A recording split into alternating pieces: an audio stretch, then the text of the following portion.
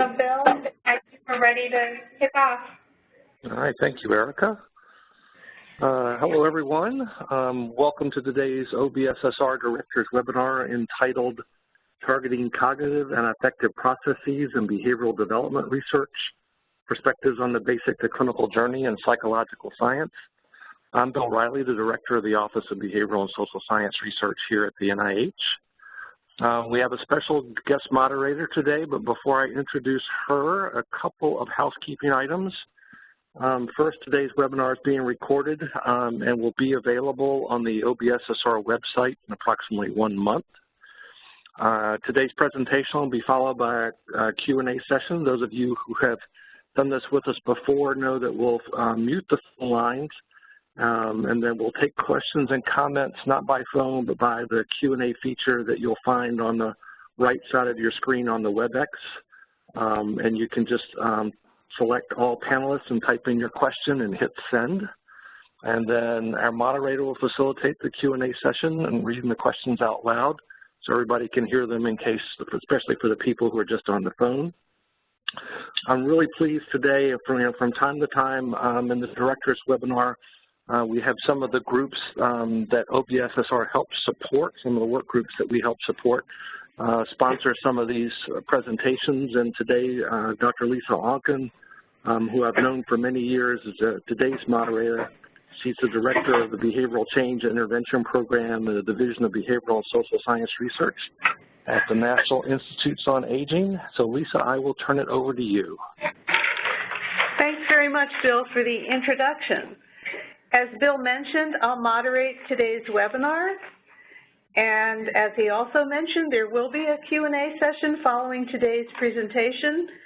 I'll facilitate by asking your questions aloud to our guest presenters, Greg Siegle, Ph.D., and Arielle Baskin-Sommers, Ph.D. Our webinar today highlights clinical research fully integrated with basic behavioral science on cognitive training to address behavioral and emotional problems. The research that will be discussed examines the basic processes believed to be responsible for maintaining the clinical problem, such that the basic science and clinical science are simultaneously advanced and can contribute to the development of efficacious, practical, and personalized behavioral interventions. Joining us to describe their research, as I mentioned, are Drs. Arielle Baskin-Sommers and Dr. Greg Siegle. Greg Siegle, Ph.D., will present on cognitive training to address obstacles to recovery.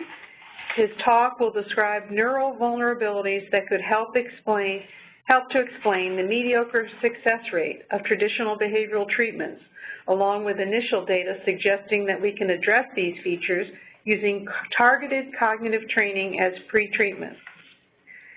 Dr. Siegle shows how these data lead to an augmented conceptualization of precision medicine in which assessment can be used in traditional ways to direct patients to different treatments or to suggest pre-treatments to turn likely non-responders into likely responders to conventional treatments.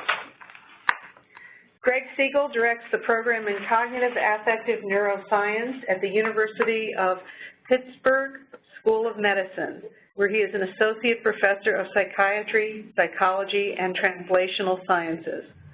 His research examines neural mechanisms of emotional and cognitive information processing in mood and anxiety disorders, how this information can be used to predict response to treatment and to guide novel treatment development. He works to translate cognitive and emotional neuroscience for use in the real world. Dr. Siegle has over 135 publications and has been continuously funded by NIH and Foundation Awards for over 17 years. Also joining us is Dr. Arielle Baskin-Sommers. Arielle Baskin-Sommers will present on an experimental therapeutics approach to target antisocial behaviors. Antisocial behavior, from substance abuse to crime, produces suffering for the perpetrator, for their family members, for their community, and for society at large. Dr. Baskin-Sommers makes a compelling case that the underlying cognitive affective mechanisms tell us why individuals continue to engage in these behaviors despite the persistence of suffering. She shows how utilizing the approach of knowledge integration from basic science on these cognitive-affective mechanisms to intervention research highlights the path for alleviating this suffering. Arielle Baskin-Sommers is a licensed clinical psychologist and assistant professor at Yale University.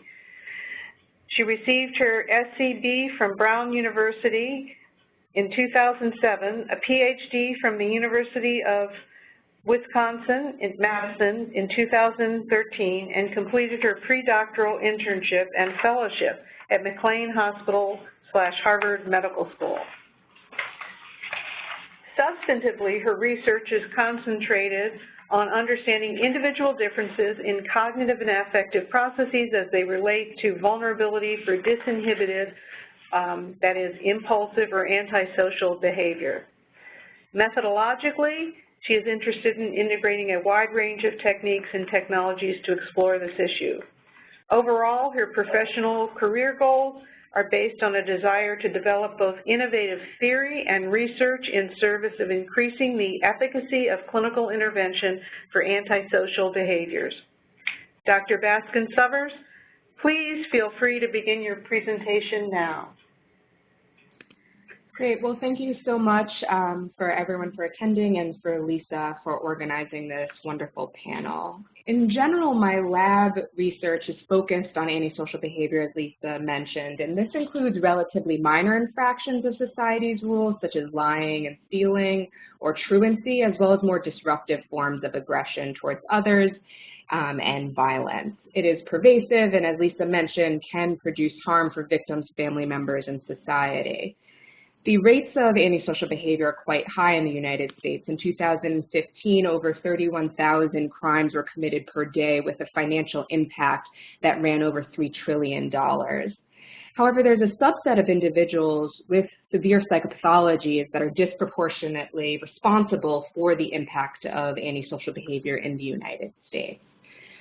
When we consider these psychopathologies, we have to think about how heterogeneous antisocial behavior is. There are three primary forms of psychopathology that disproportionately account for those rates of antisocial behavior. One being substance use disorders, which are chronic maladaptive use of a substance, whether it's alcohol or drugs.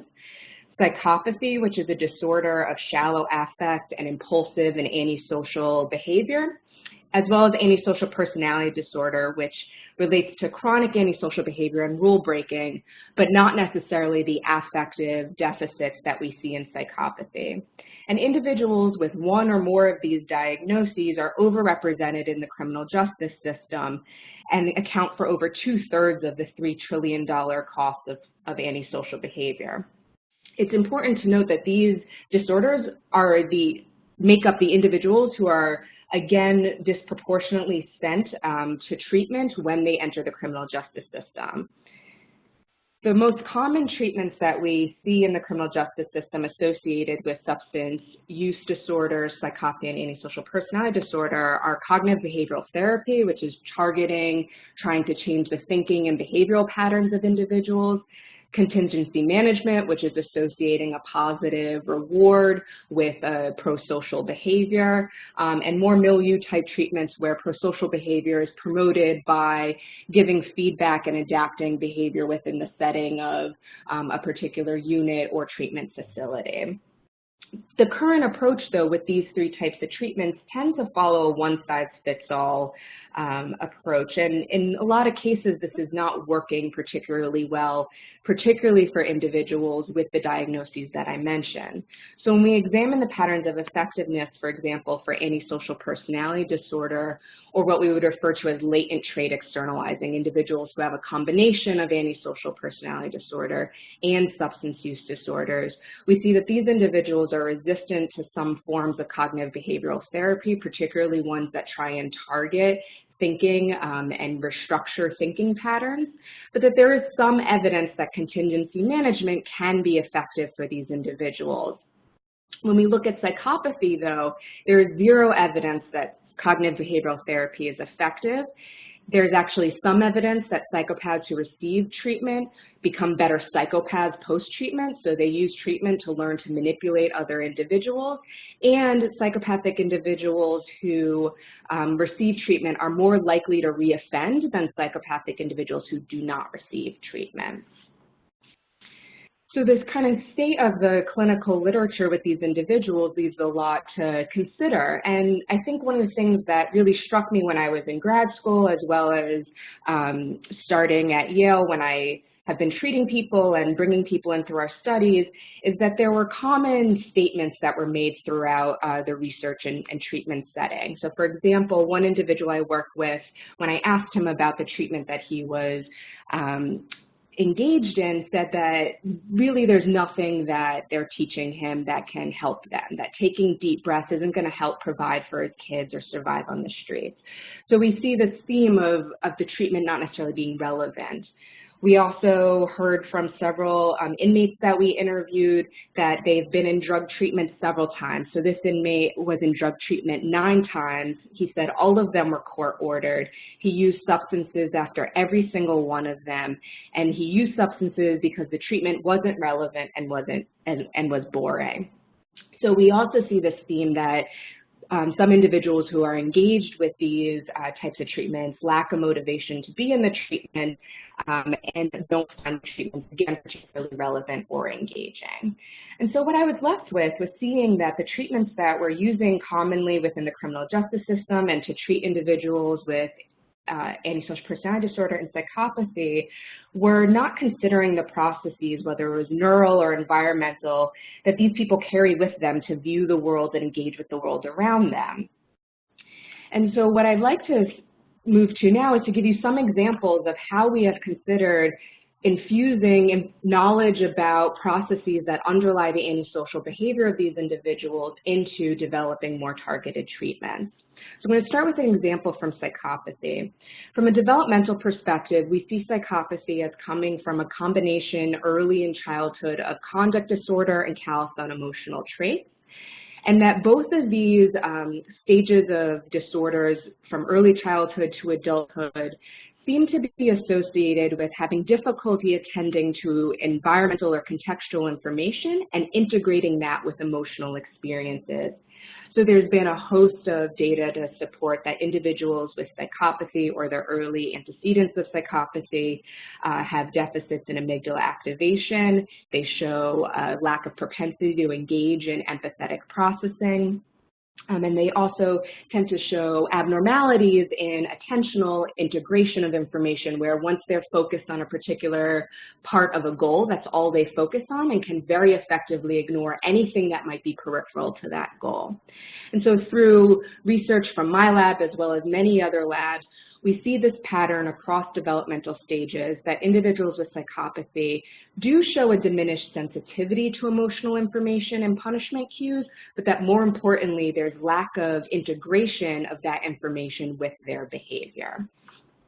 And so in the first study, what we tried to do was develop targeted training programs that would lead an individual to have to practice integrating contextual or environmental cues into their awareness so that they can engage in more adaptive behavior.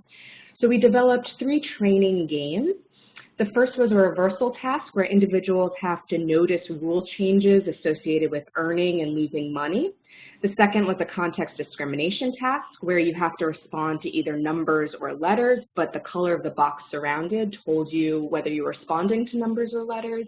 And a gaze detection task where you had to respond to the direction of the eyes depending on the facial expression. So in all 3 of these tasks, in order to perform them effectively, you have to integrate contextual information. So for example, in the reversal learning task, you're not told when the rule changes, you just have to notice when all of a sudden what you're picking to win starts losing you money and then switch your behavior. In the gaze task, for example, you're told to press the left button when the eyes are looking left and the right button when the eyes are looking right. But if you see a fear face, then you respond in the opposite direction. So when the eyes are looking left and it's a fear face, you press the right button. When the eyes are looking right and you see a fear face, you press the left button. So in order to do that task well, you have to notice both the direction of the eye gaze and the emotion on the stimulus face. And typically, individuals with psychopathy do very poorly on these tasks because they have difficulty noticing changes in their environment once they're engaged in a particular goal and integrating context into their ongoing goal-directed behavior. So in one study, we had individuals who were currently incarcerated, all who had some form of a substance use disorder and were not receiving other types of treatment, play these 3 games in a single session, 1 hour a week for 6 weeks. Prior to having them complete these games, they completed a separate battery of cognitive-affective tasks to look at generalizability of any training effects.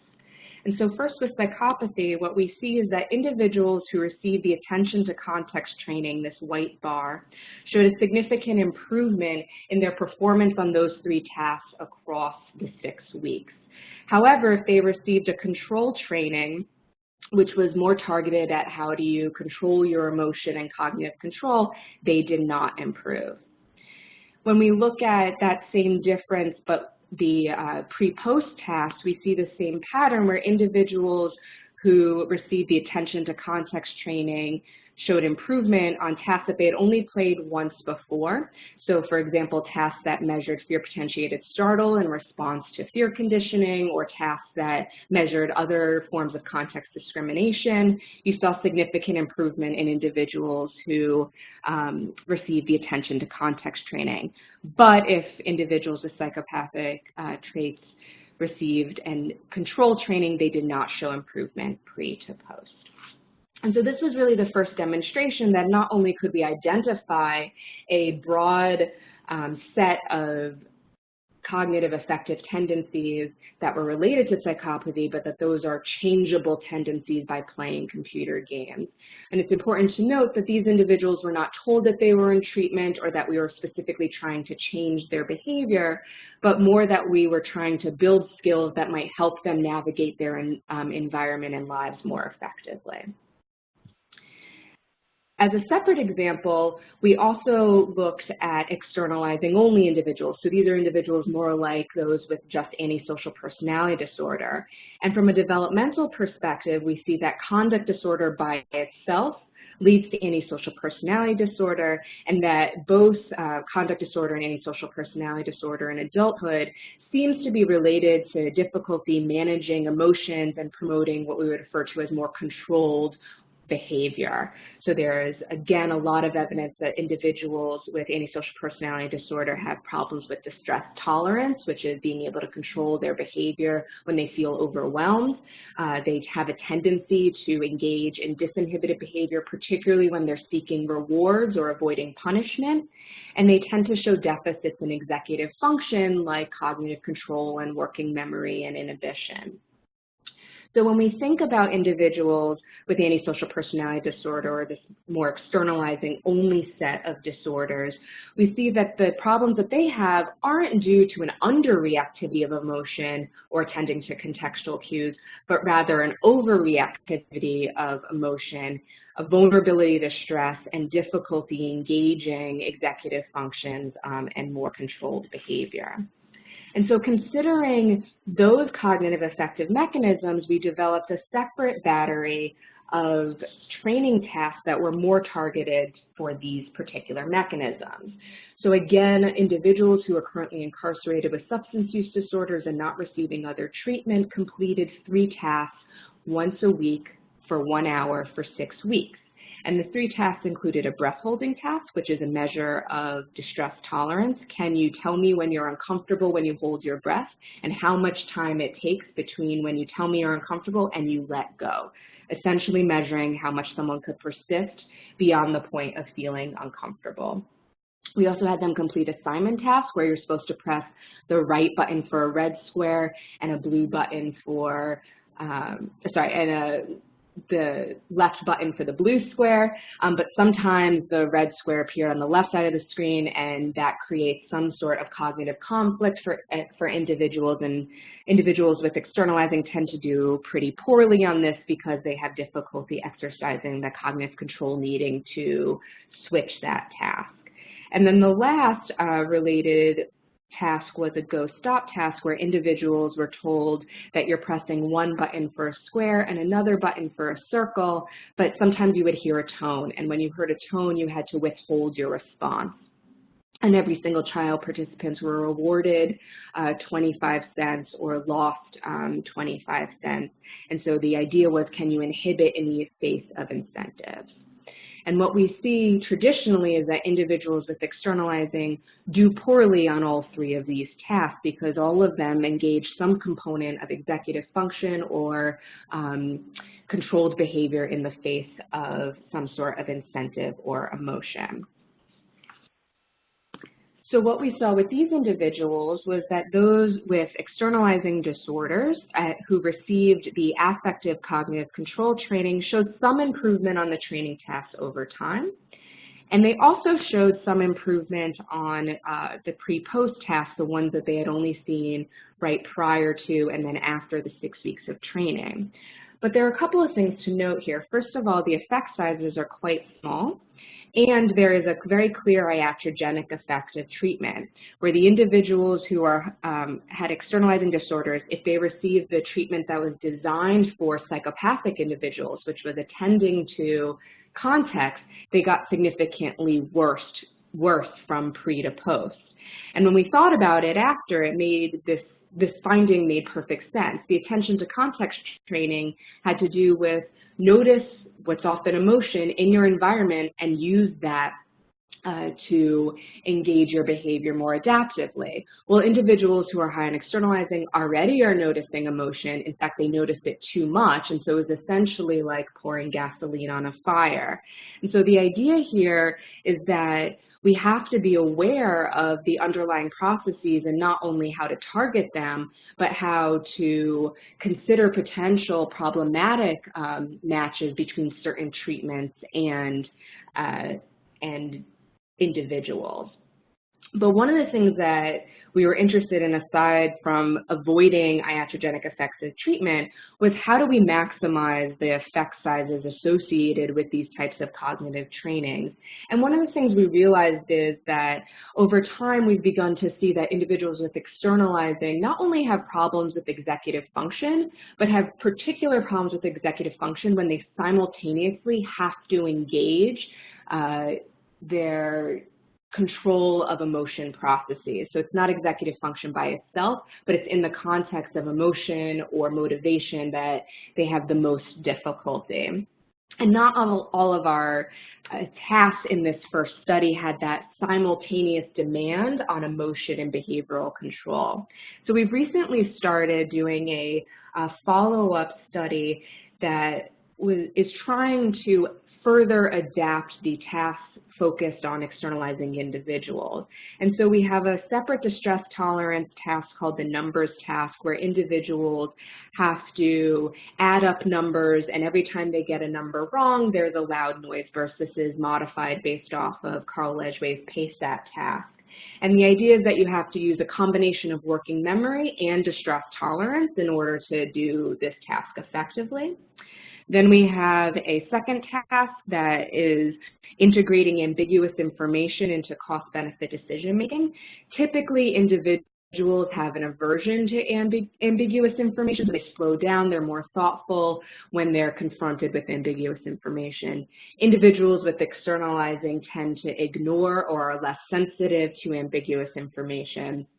And so there's evidence that we've seen from recent studies we've completed in our lab that this is driven by finding ambiguity negative in terms of increase in negative affectivity. And so what we're trying to do is have people learn to make more balanced or decisions in the context of ambiguous information that might be seen as negative to these individuals. And then lastly, we have a newer version of the Go Stop task that I mentioned before that we're calling the Shapes task, where individuals have to inhibit in the face of reward. And in the first study, what we found was that go-stop task was the strongest predictor of any change that we had, and that was probably because that was the only task that truly had a balance of engaging some sort of inhibitory control while having to balance demands of affective monitoring and control. And so we've just started this study in an outpatient treatment facility in New Haven, Connecticut, where most individuals in the treatment are mandated, and about 70% have been previously incarcerated.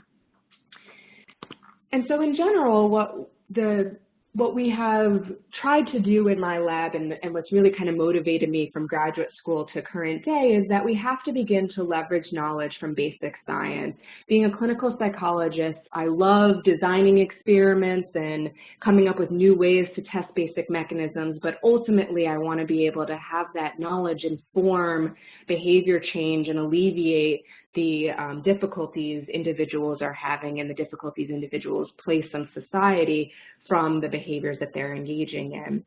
And that the way we could do that most effectively is by considering mechanisms to promote change and not just trying to apply that one-size-fits-all approach and assume that everyone sees the world and engages with the world in the same way.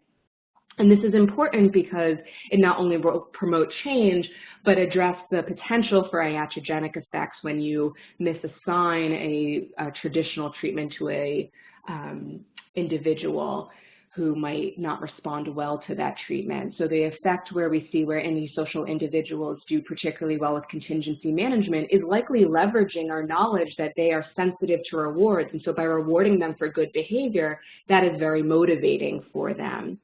But the effects that we see for psychopathy in terms of the iatrogenic effects of cognitive behavioral therapy is asking them to integrate information into challenging their thoughts and behaviors when they have difficulty doing that in the first place and they don't see the world at the same speed or in the same way the rest of us do. And so ultimately, by combining the knowledge that we have from basic science and clinical science, we can develop more engaging, accessible, and personalized interventions that can treat the complex disorders of psychopathy and antisocial personality disorder and the behaviors that are associated with it. I read in a paper recently that treating the brain is not like just building a muscle, that you can't just do curls or squats to, increase the muscle, but you have to think about it like training a, highly technical or skilled dancer. And that's really the approach that we try to do is from a multi-pronged perspective, how can we target these complex behaviors in a way that meets the person where they're at and also acknowledges the environments and neural mechanisms that they bring with them to treatments that they're engaging in. And so I just want to thank, in addition to Lisa again for organizing this, all the funding that we've had, also the Wisconsin and Connecticut Department of Corrections who have allowed us to collect a lot of data within the prisons and design some of these treatments considering the prison setting, and then the graduate students and research assistants who help make this research possible.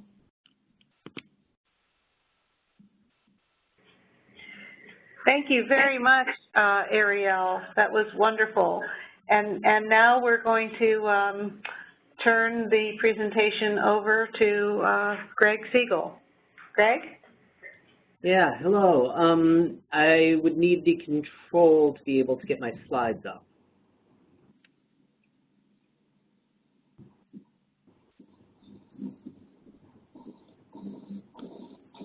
Bill?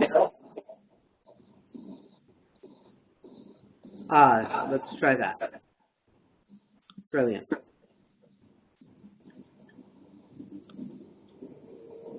Can you see my slides? Yes, we can. Great. All right. So thank you so much to Lisa and OBSSR for having us out. This is a great topic to be addressing right now. I think it's super timely.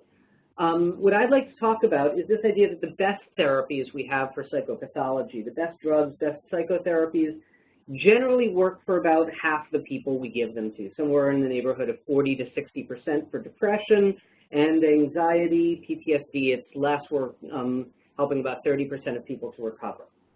And so we've suggested that maybe personalized medicine might be a really good place to go. And the general approach to personalized medicine is that if you test people before you treat them, you might be able to route people to the treatments that work for them. And we've done a whole bunch of neuroimaging. Our group and other people have done work saying that, yeah, if you let us scan your brain before treatment, we can predict huge amounts of variance in who would respond to one treatment or another. We've been talking about this now for a lot of years. And while this personalized medicine approach has caught on in a number of other disciplines, it really has not caught on so much in clinical psychology and clinical science for psychopathology. And I started looking at why. There are a few reasons that really jump out. The first one is that if you're not predicted to respond to a given treatment, it's not clear that we have something else that'll work for you. So it's what Andy Lichter likes to call a predictor of doom. You know, so you don't respond to cognitive therapy, what else do we give you? And it turns out there are people who are just hard to treat. And so the prediction isn't helping them a lot. The other big problem is that insurance companies aren't paying for these pre-treatment assessments. And when I started asking around about why, it wasn't because the pre-treatment assessments were expensive, but because if it looks like you're not going to respond to therapy, they don't want to be the ones to say that they're denying you access to the treatment that you want to have, because that would put them in a fairly evil light. So we started looking around at what else could we do. I ended up talking to a bunch of people about this, including Rand, and people from the Rand Corporation said, you've just got to stop with this prediction stuff. It's not going to catch on. What else could you do? So we came up with sort of an alternate approach, which is if you're predicted to not respond to something, let's figure out why. If it's because you don't have the mechanism that we're treating, great, then maybe we shouldn't give you that treatment. But there are all sorts of other reasons people don't respond to a given treatment. And some of them are, for example, that you have treatment blocking mechanisms. For example, if it's a talk therapy and you're deaf, you're not going to be hearing what the therapist is saying, and even if you could use it, they're not speaking to you in sign language, so you're not going to get much out of it. This is something we could address by giving you a therapist who speaks sign language. If we understand what the mechanisms are that are blocking you from responding to treatment, maybe we could address them. And that's what I want to talk about today, is addressing mechanisms that might stop you from responding to conventional treatments to turn non-responders into responders. So my journey in science has been one of do the basic science, document behavioral phenomena that tend to interfere with treatment response, look at what those mechanisms are, and then say, can we do clinical translations? Can we target those mechanisms with novel auxiliary or pre-treatment interventions, ideally, and disseminate that? The ideally disseminate has met with some obstacles, which I will address at the end. The actual clinical interventions I tell you about will look a heck of a lot like what you just heard from Arielle, so she's given us good preparation for where we're going. The behavioral phenomenon I want to address to begin with is rumination. That is going over and over negative things and just having that be a big part of your life that doesn't quit. People who ruminate interpret everything as negative, they spin otherwise positive things negative, and they remember only the negative things from their environment, and that's what they rehearse. So they hear the word puppies, and very quickly, that's puppies, they will pee on my carpet, and then my house will smell, and nobody will visit me, and I will die alone. And this catastrophic negative thinking is the stuff of rumination that really can hurt their lives. What we found is that people who ruminate don't respond to conventional interventions. Not only is their depression more severe, they take longer to respond or don't respond, for example, to cognitive therapy. This is a study we published back in 2008, where we showed that if you have more rumination, you take longer to respond in cognitive therapy, especially if your depression is more severe. That was an interaction. To see this in action, we did a very simple experiment where we asked people to think about the most positive time in their whole life, and then try and get back into that mood and think about it for 7 minutes, which is a long time.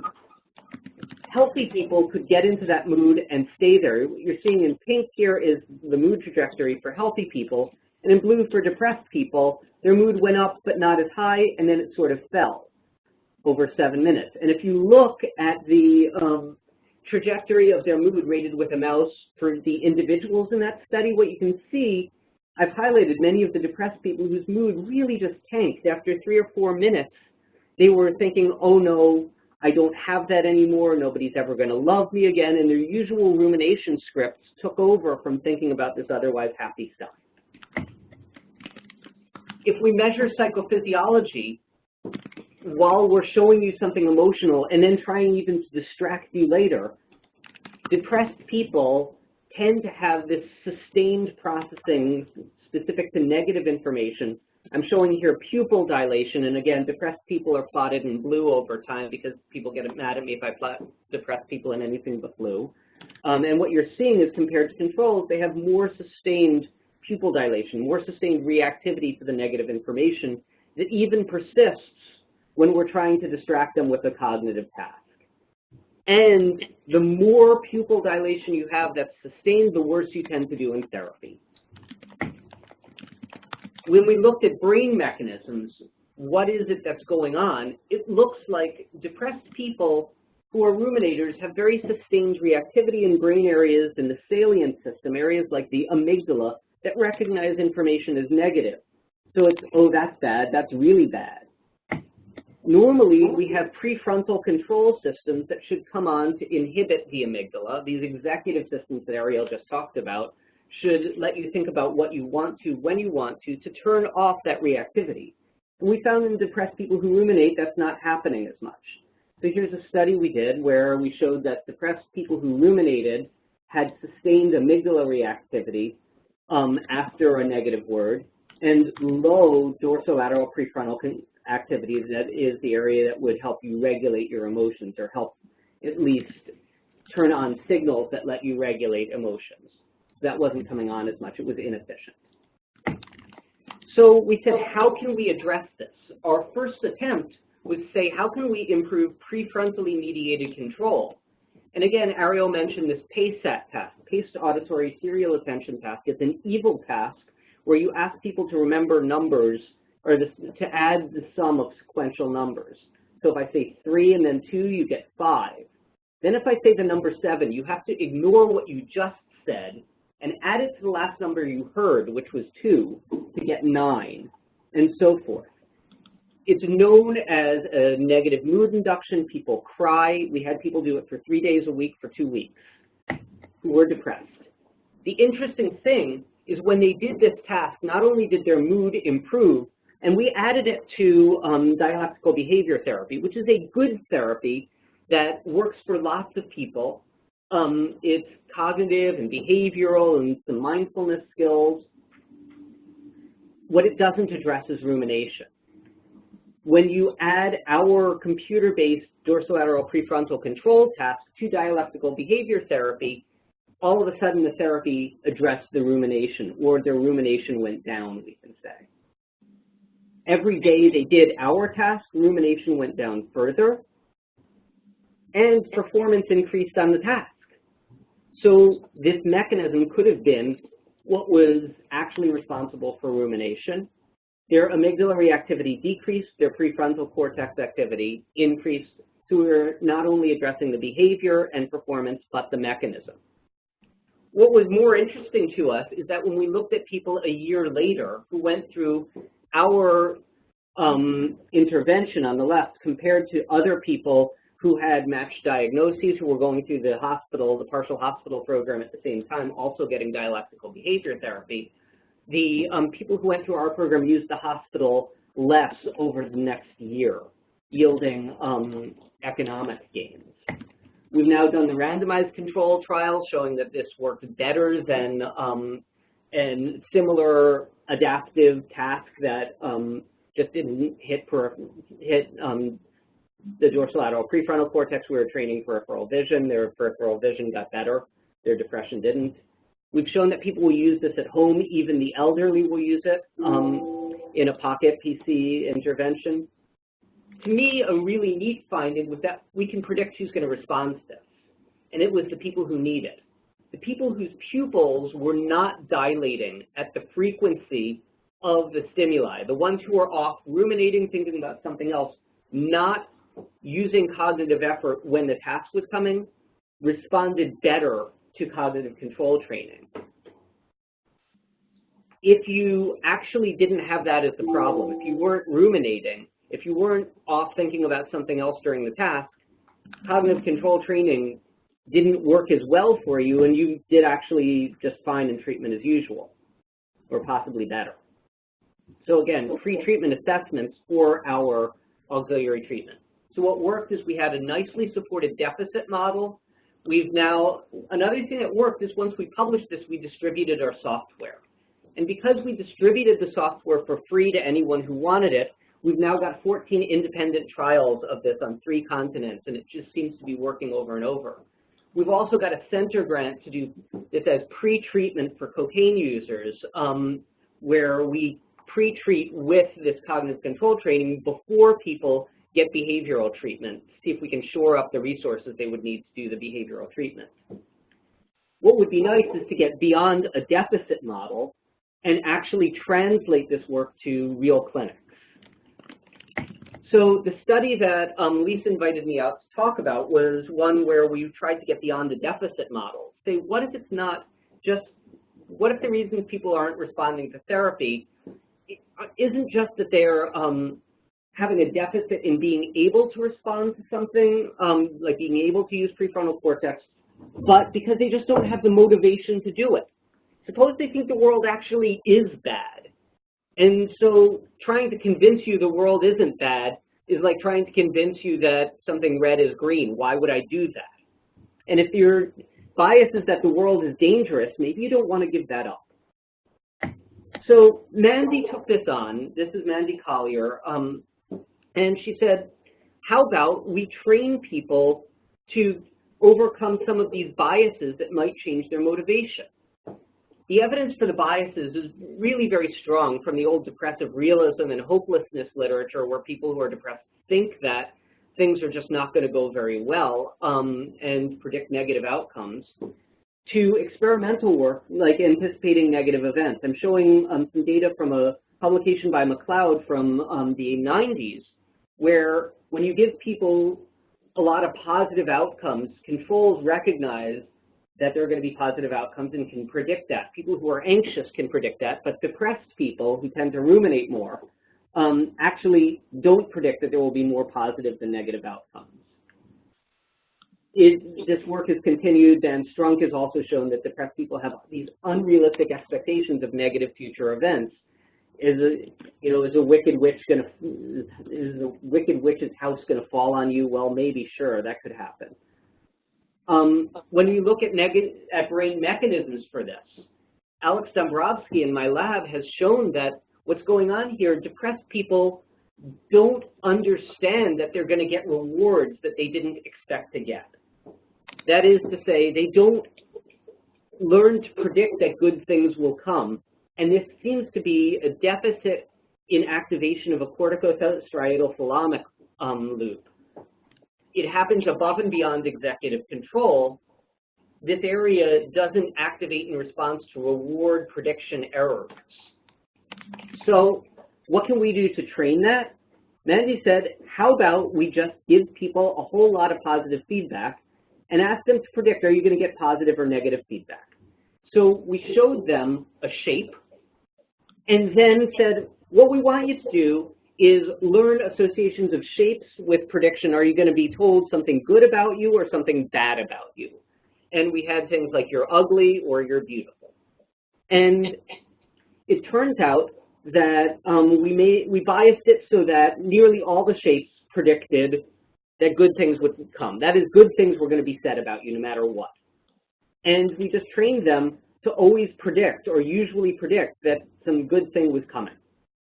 And if we did this every day, for each session we did it, it turns out depressed people didn't actually start with low levels of positive prediction bias like we thought they would, but they did predict even more. They got even more accurate at predicting positive predictions each day we trained them, not on neutral, but on this positive bias condition. What did start out was that it took a lot of effort for the depressed people to do this task initially compared to controls. Their pupil dilation was higher compared to controls when they were being told to predict. So it was a lot of effort to predict that good things would happen. That effort went down over days as they just predicted more and more easily that some good thing was going to happen for them. So symptoms also went down. When we looked at who the symptoms went down for, this was the really interesting part. Symptoms went down for the people who initially had huge levels of pupil dilation to negative words. So you show them something negative, and the people who spun on that and ruminated on that, they were the ones who really responded to just learning that the world wasn't going to be so bad. And if you ever wondered what an R-squared of 0.87 looks like, this was it. The more pupil dilation you had to negative words to begin with, the more your pupil, or the more your symptoms changed in our intervention. This was not true for the control group, where the R-squared was about 0. So that was interesting to us. We've now got a fuller spectrum of mechanisms, deficits and biases, but we would still want to translate to the real world. And people weren't glomming onto either of these interventions in the real world. We started asking why. I just did a sabbatical out in the Netherlands where they asked us to look at why interventions that we came up with in the lab are not translating to treatments. We did these massive computational linguistic analyses and showed that patients and providers, academics, and industry were all speaking very different languages. Their concerns were different. So even if we develop interventions in our lab, they're addressing mechanisms. What patients want is spending less days depressed or less side effects of a medication. That's not what we were necessarily addressing. We were addressing mechanism. Industry, on the other hand, like pharmaceuticals, wanted the next new mechanism, not something we knew about already, and an agent that would address that they could sell. Or insurance agencies wanted something that would change a diagnosis, which is also not what we were concentrating on. So even as academics, if we did the work we were trying to do, it might not translate. And these groups weren't talking. So what I'm advocating here is more listening and talking between disciplines and commercial partners and patients. One thing patients said that really stuck out for me was they said, I can learn anything in therapy, and I just don't remember to use it at the time of a stressor. I'm confronted with a drug, or I'm confronted with somebody yelling at me, and I don't think to use my skills. I want something that sits in my life and reminds me or helps me. We found that vibroacoustic stimulation does that. It actually activates parasympathetic tone, helping you to use prefrontal control outside of any other skill. We made a wearable, and sure enough, you put it on, and if you use this during a stressor, task like the PACET, pupil dilation increased on the PACET in direct proportion to your performance. That is to say, normally we're sitting around thinking a lot about regulating our emotions. We've outsourced that. We have worked now with industry. We've partnered with somebody to actually spin off a company to bring this out of the lab. So my summary, mechanistic targeted pretreatments are maybe useful.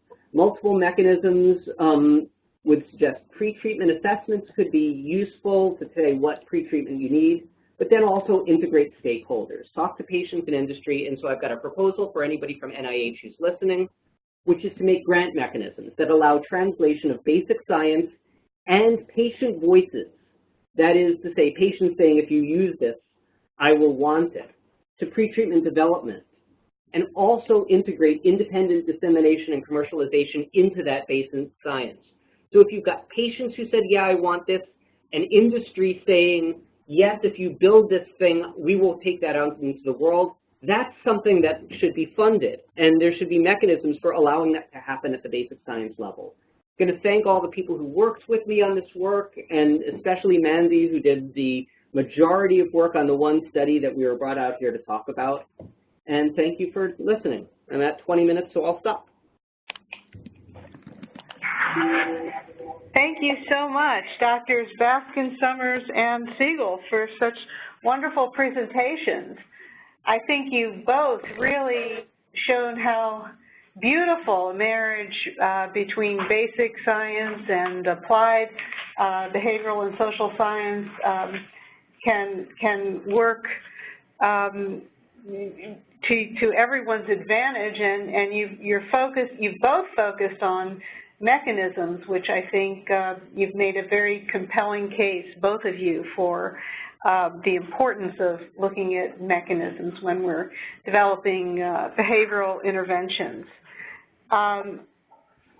Before I begin the question and answer session, which I'd like to remind people that to ask a question or send a comment, please click on the Q&A on your screen, select all panelists, and type in your question and hit send. So while we're waiting for the first question, I actually hadn't noticed. Lisa, yes? If you get the control back, then I can see okay, got it. Never mind, I'm sorry. But if you get the control back, you can have that. Please feel free to go on. Okay.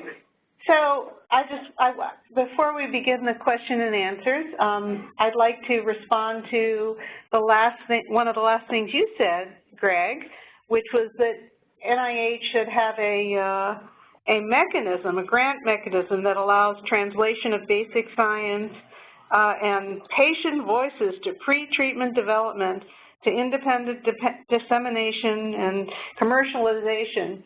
We do have, NIA has released an announcement just in the past week or so for Roybal translational centers that may address at least some of this, because it funds research on the development of behavioral interventions to promote health and well-being as people as they age. There's actually one that's focused on Alzheimer's disease and other dementias, but there's another one that focuses just on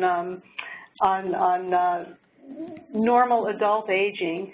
But it will support research at in all stages of intervention development, including stage 0 or basic research, and encourages the development of implementable interventions that take into consideration real-world practical issues. So that you might want to take a look at that and see if that, at least in some way, fits the bill for what you might be interested in. Great. And I don't see a question yet from the audience, so let me just throw out a question to both of you. I talked about the wonderful marriage between basic and clinical science that you've both been able to show so beautifully, and the fact that you have honed in on mechanisms and shown how compelling a focus on mechanism can be for the development of behavioral interventions. Was this marriage between basic and applied science something that you started your professional research careers doing? Were you both trained to do this, or did this integration of the basic and clinical or applied science evolve as your careers were developing? Can you tell us a little bit of something about your journey there? Sure, I can start. And Lisa, there are a few questions that have been typed in now, just so you know. But I can say that I started as a basic scientist and got frustrated that my work wasn't actually helping anybody. So I actually started asking around as to what would need to happen for the work I was doing to help some people. And I wasn't at that point even clinically trained. I was a cognitive scientist, and they said, you're going to have to go get a Ph.D. in clinical psychology if you ever want somebody to listen to you about how to help their patients. So I ended up doing that. I think these days the standard has changed. I'm taking cognitive science students who are not themselves clinicians, and the standard has become one of collaboration. and learning to work with people in teams so that you don't have to know all the pieces all at once. I think similar to Greg, this was something that really evolved for me. I entered grad school most interested in understanding neural mechanisms and how they might be shaped by the environment. And after I, have done, at this point, I think I last counted over 650 interviews, life history interviews with currently incarcerated individuals, which approximately translates to like 2 years time served, which I'm going to make sure I remind anyone of if I ever happen to get arrested. Just constantly hearing about people's dissatisfaction and frustration from the inmates' perspective about the treatments they were receiving, and then also just kind of in the halls with the treatment providers, the same level of dissatisfaction and frustration they were implementing programs that they saw as ineffective, led to this development of trying to blend the two components of clinical science, the basic and treatment sides. Okay, thank you. So now I'm going to ask the first question. It's really wonderful presentations. I'm curious about translation of these tasks, potentially for worry, which is notoriously difficult to treat. So to the extent that worry and rumination share mechanisms, and people have been going on about this for a while, it does look like, we would expect that some of the same interventions that both Arielle and I are recommending could be used for worry and rumination. That said, one publication we had specifically goes through when you do repetitive negative thinking, if it's about how bad you are, it tends to activate more this amygdala relevant circuitry and the salience network. If you're thinking a lot about some event, this event is going to be really bad, or this event was really bad, that activates a lot of memory structures and hippocampal structures. And it's not clear that we're necessarily addressing those mechanisms as much, so that might take slightly different mechanisms. I can say that one of the two components in our cognitive control training, we did the PACE and we did an attention task. And Adrian Wells has used the same attention task as we've used to address worry and had great results with it. Okay, thank you. Next question. These are wonderful examples of applied science for treatment. How might we start even earlier and help us, coaches perhaps, use these findings for identifying ruminators earlier before they need treatment for depression?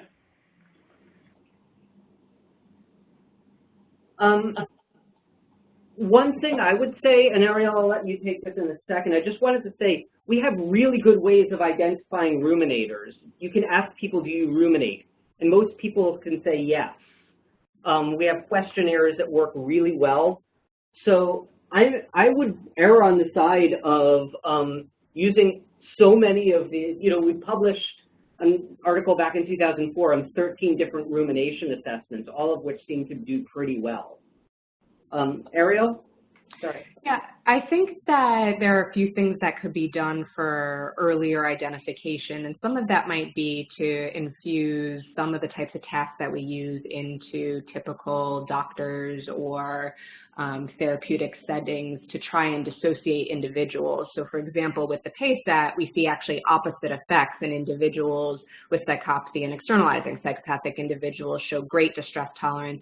Externalizing individuals show very poor distress tolerance. That task can take 7 minutes to administer. And so maybe moving away from just self-report questionnaires that might not get at underlying mechanisms as effectively could be one way to identify people at a mechanistic level in a low effort type of way. Okay, thank you. We have time for one more question. I'm sorry we can't get to them all.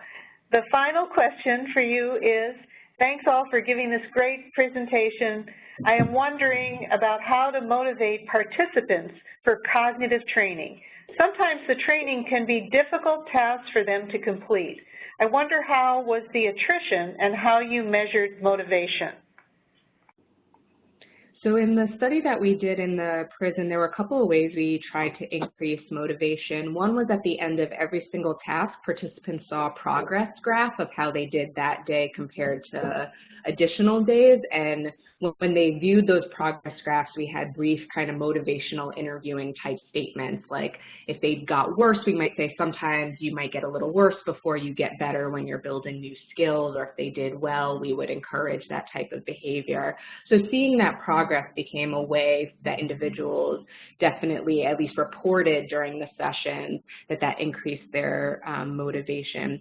We had only less than 2% attrition rate for people who stopped our treatment, and most of that 2% were due to being transferred out of the prison, not actually choosing to select out of the treatment. In terms of how to motivate over a longer period of time, I do think that's an open question for cognitive training, that we had a relatively brief training of 6 sessions. If you're using longer, like 40 sessions or requiring 40+ hours of training, there might have to be more than just the, brief progress monitoring type graphs. I would absolutely agree with what Arielle just said. We're also using 6 trainings. 6 to 8 trainings is sort of the industry norm for a lot of these trials. Andrew Peckham's on the line. He might have used a slightly longer version. I'm not sure. But the other thing I would say is we make all of our training adaptive. So if you're not doing as well on day number 1, it slows down to where you do pretty well, and then it keeps pace with you. So it's always just a bit challenging, but also you're getting a bunch right. So every day you feel like you're just being pushed in your flow zone. And people love it. We had almost no dropouts in either of the studies I talked about. The PACEAT study, people made us give them the tasks to take home, software versions that they could use at home when they were done, because they wouldn't leave our lab. Okay, thank you both so much. Bill, would you like to make some closing remarks? Sure. Greg, Arielle, thank you so much for your presentations today. They were great. Lisa, thank you for organizing and moderating. For everybody attending, just a reminder that today's webinar will be available by video in about a month. So mark your calendars. Next month's webinar will be on July the 17th at 2. And our guest speaker is Dr. Michael Paschal-Orlov, Professor of Medicine at Boston University. This concludes today's webinar. Thank you all for attending. Have a great day. Thank you. Bye, guys. Thank you.